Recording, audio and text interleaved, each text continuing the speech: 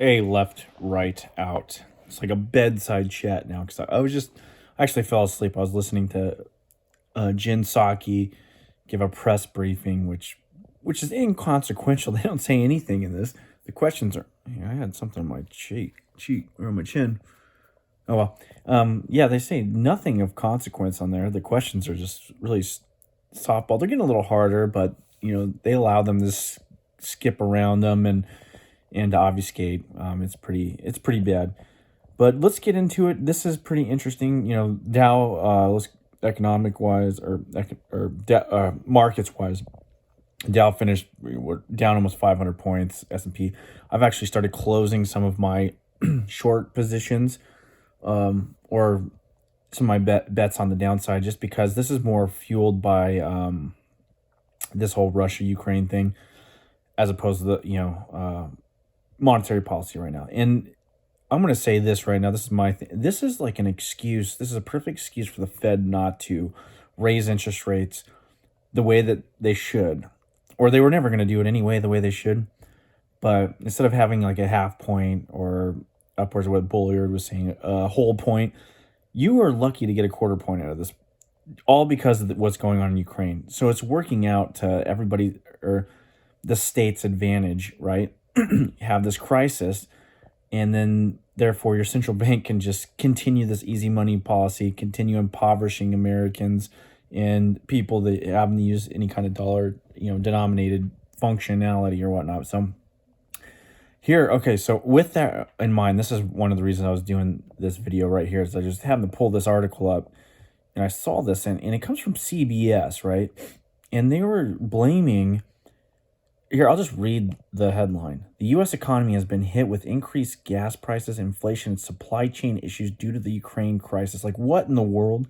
Either they're willfully ignorant or it's total lies and propaganda. There's no way that somebody could let this fly on CBS's Twitter account, have an article about it, and not like fact check this thing. Don't they have anybody that understand? This was going on way before this crisis. I don't remember seeing Putin at the Federal Reserve printing out dollars. And in fact, I don't even see Russia's. They're not even in our treasury market anymore. They were net sellers years, a number of years ago. They've been preparing for this moment for years where the U.S. would completely turn on them and try to, axe them out of any kind of dollar, accessing dollar reserves in the world stage. Sorry, lack. My brain power just after that Jin Saki diatribe, I'm out of it. But we all know, I didn't see Putin sitting over there at the printing press. I haven't seen him. In fact, it you can if you met Powell, I could totally agree with that statement. But anyway, they came out there, and it looks like a lot of people are hitting on that, because it's like, well, what are you talking about? This whole time before this, we can go into what even our own Federal Reserve, who is the purveyor of the inflation, what they've done in the lies that they've had about price increases, what they call transitory, and how that's been a fallacy, and they've admitted that. And it's always like, oh, it's a peak here, it's a peak here. It just never comes to an end. But here you go. This is either this. There's a couple ways to look at this. To me, it's like, well, the media is completely in the bag somehow. Like, I don't know who they're, you can say it's pretty easy to say it's the Democrats or whatever, or somebody owns them, or there's some other agenda. And I haven't really I know that they're owned by there's a consolidation in the ownership of a lot of these big outlets. But this really highlights the fact that they are bought out.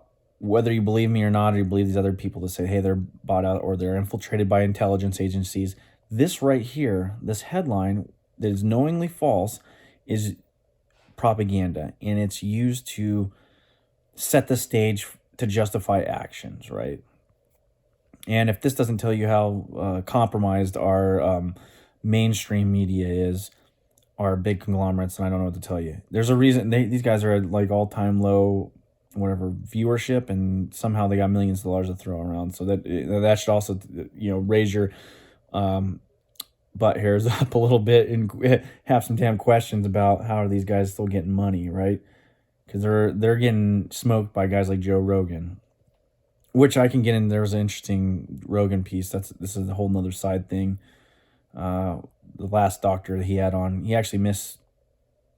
I won't say missed. He just lied, or maybe he just didn't know the real stats. They're from the CDC website about child deaths, but he overstated them.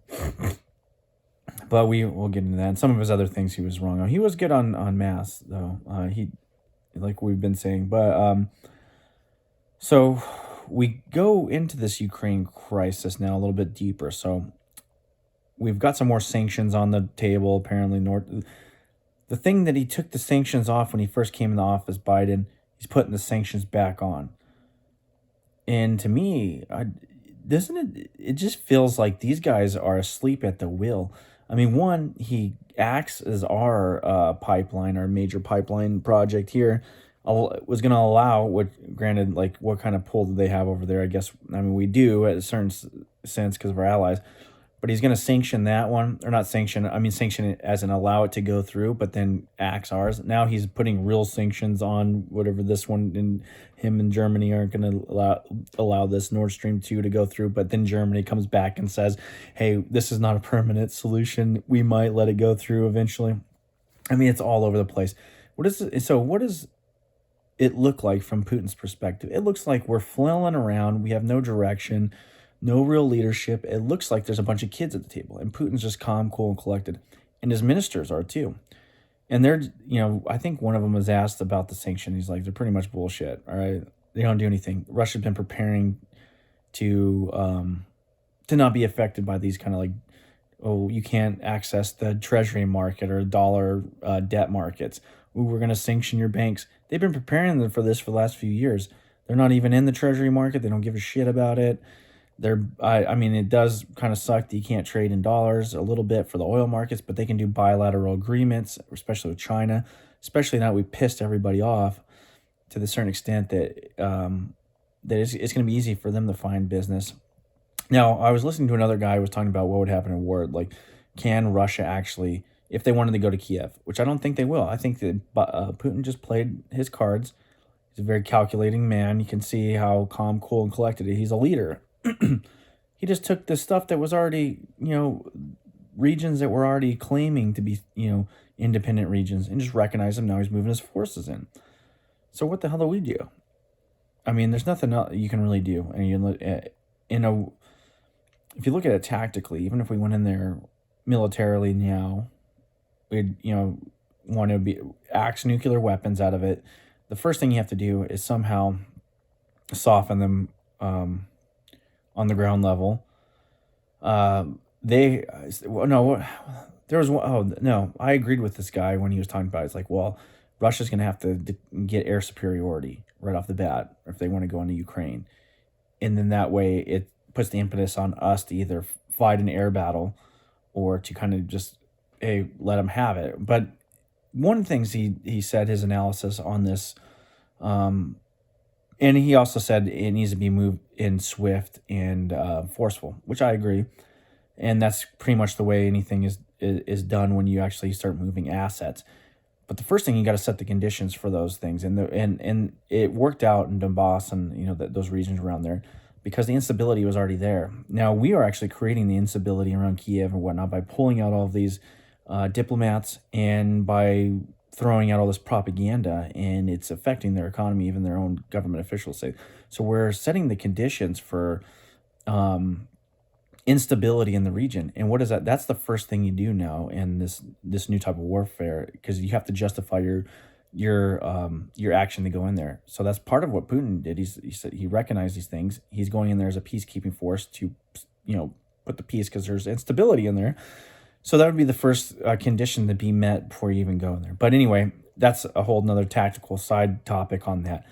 But what the one gentleman said, he said that they lack the resources. Now, if I look at Russia, where they're at, they don't lack the main resources. They have refineries, they have oil capacity, they have LNG capacity, they have the bullets, they have the grain, because that's another thing, putting sanctions on these guys or trying to eliminate them on the market. They are a huge wheat producer, but they have all these these the logistics to support that kind of mission into Ukraine, where we can get stuff out of Europe or whatever, but we are stretched. We have the most sophisticated logistics force in a military. Like, we're able to project power because of this, because of our basically mobile sort or air army, or in whatever air force in the Navy as aircraft carriers.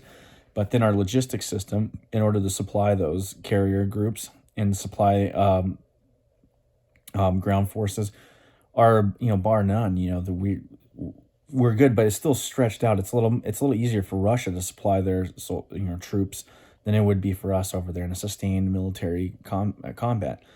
Um, Now, here's the other thing. So, that's where I was getting into. I know I'm all over the place because my thoughts are just coming in. Having been over there and been briefed and understand a little bit of what those separatists do. So that's the first wave. If they want to go any further, is you let the separatists, or you create the instability through separatist Russian sympathizers, which the Ukrainian army is infiltrated by Russian sympathizers. Don't just take my word for it. If anybody that has an inkling of it's ever been over there, dealt with these guys, you get that sense, right? But anyway, from what I've been told and the briefings I've had and interaction with Ukrainian Marines that came from Donetsk, or that were fighting over there, what was happening is they have sophisticated IEDs, like RF and various indicators, and they would set these things off in whatever street signs or whatnot, and induce that'd be the first condition to have a complex ambushes.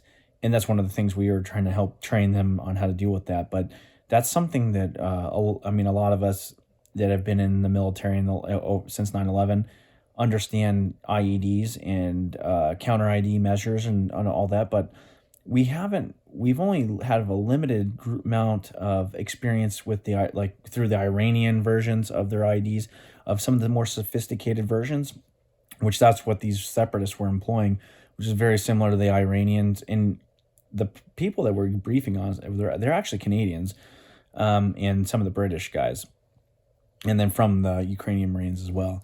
But because they were kind of studying these devices that they were using, because they'd set them off and then try to create confusion and then ambush the Ukrainians. But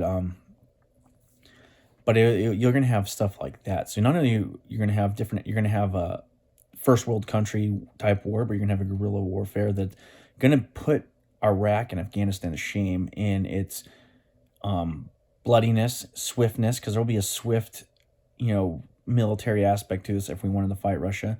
But then there's going to be prolonged Afghan, Iraq type scenarios when it comes to if we happen to push the Russian main forces back, guerrilla warfare. But who knows how they'd employ that. I'm not too familiar on Russian military tactical prowess, or like what their typical MO is, besides what I can observe that you can is. And to me it seems as though on the macro strategic level, it's setting these conditions and then moving forces in justifiably. I don't know, besides what I've learned on the ground from these guys, like a more what their typical scheme of maneuver is, what their inclinations are, who they study. So I can just say that it will be bloody. I don't know if they'd use these guerrilla Russian separatists first, or that's be sustained conflict. But that's a good question for the intel community. It's been which I have little faith in anymore. Little faith. Now, there's some interesting stuff. The guy that I was listening to was talking about this. He also brought in, this is a whole nother topic, about there's a interesting, if we want to talk about war, the capabilities of our own military. There appears to be a rash of people that are getting out.